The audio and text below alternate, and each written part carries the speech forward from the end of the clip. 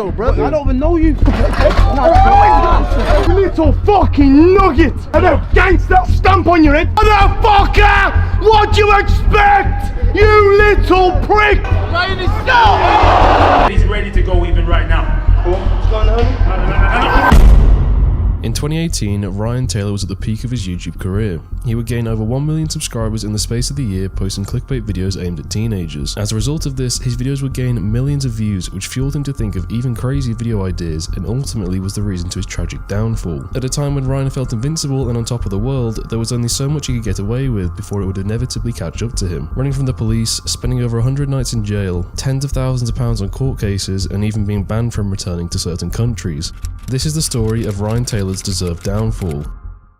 Ryan grew up in Bloxwich, Walsall, a town based in the West Midlands of England. He would move from school to school after being expelled in his first year of high school. Ryan would take Bunsen burners in chemistry class and set things on fire, and it's safe to say that Ryan's teachers weren't impressed. Things wouldn't get any better with his behaviour after moving school the following year, as he would always aim to be the centre of attention, generally acting as a class clown, provoking reactions out of his teachers. He stated his school was one of the lowest rated in his area, and in the following year they would stop all students from going outside for their lunch breaks. Ryan and his friends would bring tools to school in order to take the chain fence apart and essentially escape school. Around this time, Ryan would visit his local skate park in Bloxwich. Him and his friends would go to the park with the intention of stealing other people's bikes, and eventually Ryan would take one for himself. After riding the bike for a while and discovering he could perform tricks, he started to take a liking to the skate park and ended up becoming friends with the people there. He had found himself spending more and more time at the skate park and less time stealing things. He slowly began to turn his life around, and over the next 3 years, Ryan would spend most of his free time travelling to skate parks and become a professional BMX rider at the age of 17. During this time, he would begin to record and edit clips, and eventually Nike would contact Ryan offering him some shoes to promote their Nike 6.0 collection. Nike sent him several pairs of sneakers to promote, however he ended up selling most of the shoes and used some of the money to pay for train tickets for him and his friends to go to skate parks. He would go on to compete in professional BMX events, but he started to gain some popularity on YouTube. After suffering multiple injuries and breaking multiple bones, Ryan started to put all his effort into his channel and stopped competing. He would post videos of him performing tricks and riding through cities such as downtown LA, as seen in the video titled Riding BMX in Los Santos. In October of 2016, Ryan would post a video of him doing the overnight challenge in a trampoline park. Him and his friends would hide somewhere inside the premises and wait until the staff had left. Once they'd left, he would turn all the lights on, help himself to drinks, and use the trampolines. The video went viral, and Ryan had discovered that his key to success was making videos that people couldn't believe were actually true. Even though the title seemed somewhat unbelievable, Ryan had built the reputation that whatever he said in the title, he would actually do in the video. However, the big question everyone had on their minds was, are the videos actually real? Earlier this year in 2022, he did an interview, and it turned out that some of his overnight challenge videos were actually staged. Have you ever done any videos that have been staged? Or because I mean, you've had like some wild reactions to some of your videos as well. So we staged that one, and it was like, that was my first video that I'd done where like I'd actually put things in place and gone into somewhere and done the overnight challenge, but without actually doing the overnight challenge. What was that video? Overnight challenge in a trampoline park. He would reach out to companies asking if they could make a video at their property, and evidently they said yes. In fact, he got paid by the same trampoline park in his first overnight challenge video. His most popular video series was the In and Out Challenge, where he would ride his bike or crazy car inside shopping malls, supermarkets, IKEA, and even swimming pool centres. Alongside the video titles and eye-catching thumbnails, Ryan would find his most success when posting these videos, and multiple videos would bring in millions of views. The videos would follow the same sort of narrative, where he would enter a shopping mall and perform tricks, whilst generally being a nuisance to everyone inside, and eventually he'd be chased by security around the mall. He would poke fun at security by making comments to agitate them, and eventually, when he got caught, he'd act like he'd done nothing wrong. It turned out his viewers loved to watch these types of videos and would support Ryan on multiple occasions as he terrorised the public. He knew that the better the chase and reaction, the better the video would perform, and the more money he would make. This ended with Ryan being banned from multiple places across the UK, and as time went by, the shopping malls he hadn't actually been to would increase their security almost like they were expecting him. Throughout the years, he continued to make videos where he would climb buildings, explore abandoned locations, break into the Big Brother house, and even ride his BMX up to the X Factor stage. A lot of the videos contained a high level of danger, where one wrong move and Ryan would either end up dead or seriously injured. He'd constantly have the police visit him, and ultimately he'd waste their time. With almost everything he had posted to his channel being very controversial,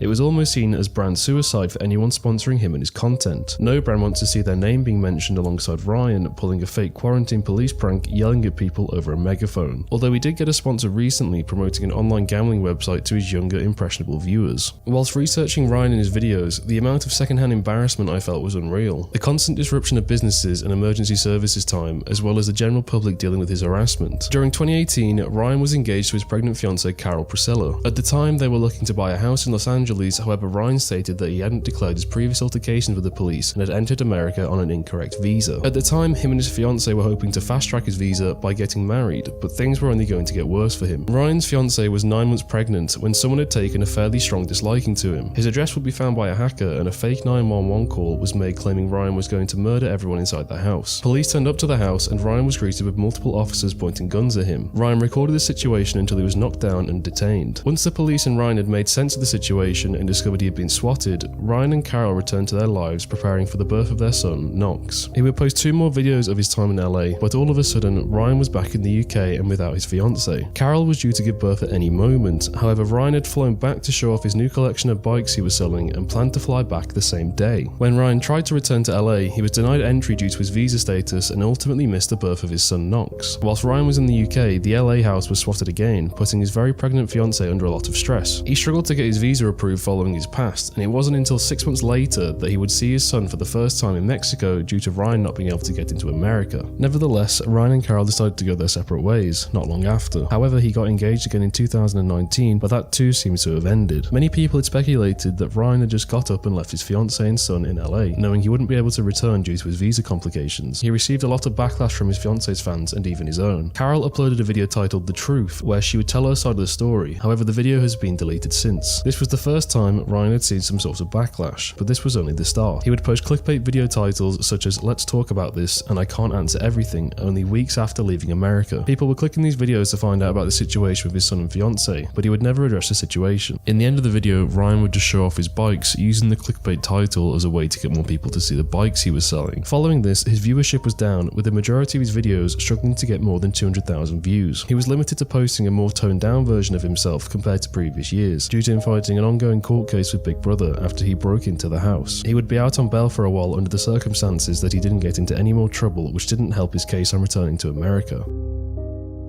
In 2020, just after the start of the global pandemic, Ryan purchased a £500 BMW with the goal of driving from England to Marbella in Spain. Him and a few friends rented a penthouse apartment in Marbella. Within 2 days of Ryan being there, local Instagram pages would start to pick up on his content, reposting Ryan drifting around roundabouts and cutting through traffic on the highway. Not only had the videos caught the attention of the Instagram pages, but also the police. However, what Ryan did next meant the police would soon visit him. After jumping the £500 BMW they had bought into a field, Ryan would do donuts in the car and unsurprisingly, it would begin to take serious mechanical damage. Components would begin to fail and the car wasn't going to drive itself anywhere anymore. So Ryan and his friends did the only logical thing and pushed the car into a river. Now the police eventually visited Ryan at the penthouse a few hours later. They'd asked for some information and left shortly after. Everything seemed fine until a week later when Ryan made his most viewed video doing an in and out challenge at a water park. A day later, the police came back to visit Ryan and arrest him for the videos he had posted of him drifting in the Mercedes around the roundabout. They spotted the black Mercedes outside the apartment and towed it away under suspicion of being stolen. They arrested Ryan for 3 nights due to reckless driving and ended up paying tens of thousands of pounds in lawyer fees to keep Ryan from serving even more time in jail. He made the national news in Spain and returned to the UK as soon as he was released. Ryan stated that even after spending over 100 nights locked up in jail between 2017 and 2018, the 3 nights he spent in jail in Marbella were the worst he'd ever experienced.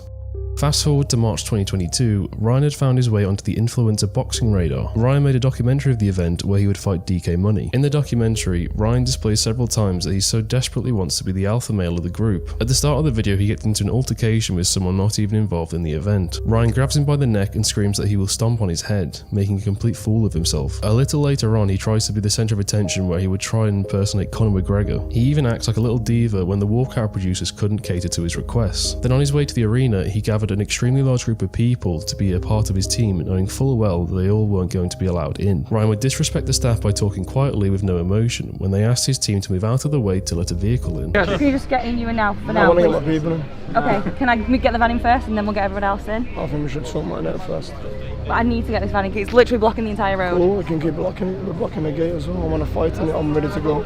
I'm standing here in shorts. You know what I mean? I need to go. The fight was a quick cash grab, but Ryan made headlines when he headbutted DK rather than boxing him. He was instantly disqualified and booed by everyone in the arena. Even his own team were embarrassed of him as he had thrown away an opportunity to revive his career and looked like an idiot after all the build-up to the event. It was like we were looking at 16-year-old Ryan and not the 29 version. You can also see FaZe K supporting him, which doesn't mean anything really, as K scammed hundreds of thousands of dollars off people with his charity crypto pump and dump scheme. By some miracle, he was invited back to fight Slim in October of 2022. During the fight, he would often lose his temper and lash out as if he was in a real street fight. Eventually, his nose started to bleed after taking a few good punches from Slim, and he would spit the blood from the nose at his opponent. Even though Ryan had lost the fight fair and square, he struggled to show any sportsmanship and looked furious after the final bell had rang. In fact, he was supposed to fight Slim in his previous fight, but Ryan ended up getting baited into a fight and put Slim into a headlock. Slim pulled out of the fight due to a black eye. However, Slim crushed him in the latest fight. Ryan's videos became so unadvertiser friendly that his videos were rarely monetized and his viewership had dramatically fallen over the last 3 years. His subscribers had grown up and moved on, with some of them returning to his recent videos commenting on how much he had changed and that they just missed the old Ryan. Over the years, his success changed his personality by becoming the thing he once was back in school, only now he has more money and more people to say yes to him. There's an obvious difference between the Ryan of 2018 and the Ryan of 2022. In 2018, Ryan spoke about having a family channel with his fiancée Carol and his son Knox, to the current Ryan who rolls around with 10 people everywhere he goes, acting like gangsters. 95% of the videos he posts now are just re-uploaded shorts of his old videos, and he seems to spend the majority of his time in Dubai. It's quite the opposite place I would have expected him to go due to their strict laws, but he seems to keep out of trouble over there. He turns 30 next year, and I hope he watches this and starts to realise it's time to act his age.